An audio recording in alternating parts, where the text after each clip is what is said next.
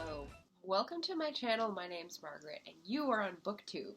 Today is Valentine's Day. Or Galentine's Day. Or whatever. And this Valentine's Day, I come before you single at 39 years old. And feeling really good about myself. I just remarked to a friend last month, it's a shame dating is impossible during the pandemic. I'm feeling so good about myself right now. Which is a funny statement in many ways, right? My almost 4 decades have given me the confidence to see what I want and how I can make myself happy. I started this post by putting down these words and then thinking about characters and trying to deflect the attention from myself and put it onto literary characters. So I started this thought process of how I make myself happy and how that's perceived in older women, childless women, as selfish, and what literary characters I looked up to at this point based on all that I've been through. So I had this sort of cross graph of selfless to selfish and greedy to needy.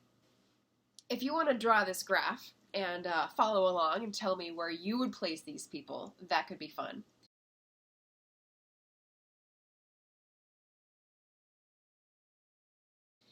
Let's start with selfless to selfish, needy to greedy. So I'll give you a second to write those down. And then I'm going to throw out some women that have been batted about as role models and tell me where you would put them. So let's try Margaret Hale from North and South. Mary Crawford of Mansfield Park. Emma Woodhouse of Emma. Meg Murray of A Wrinkle in Time. Bella Swan from Twilight.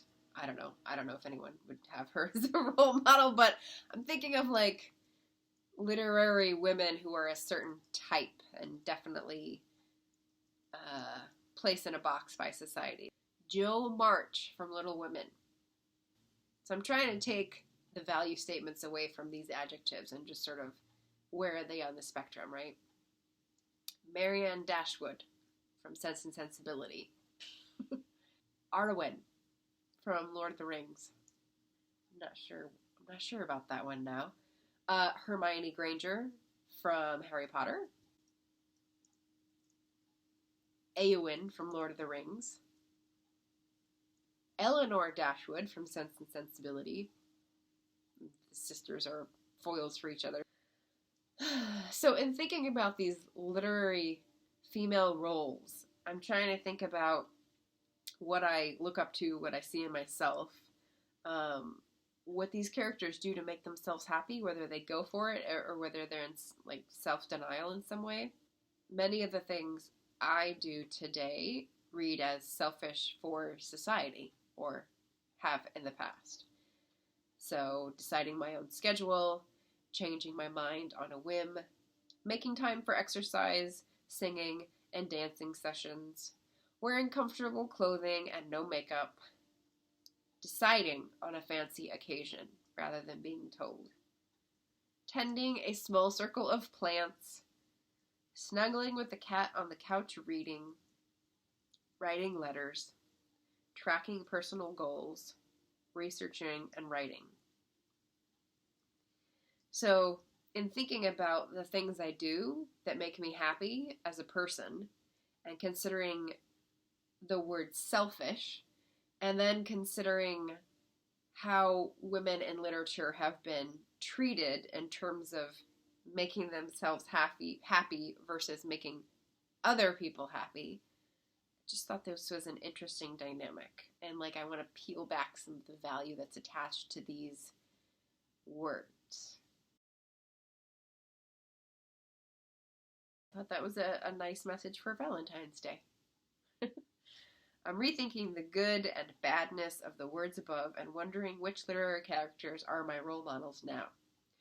So, to turn the question on to you for this short video, which heroines or villainesses or foils would you recommend? Or would you rearrange this graph?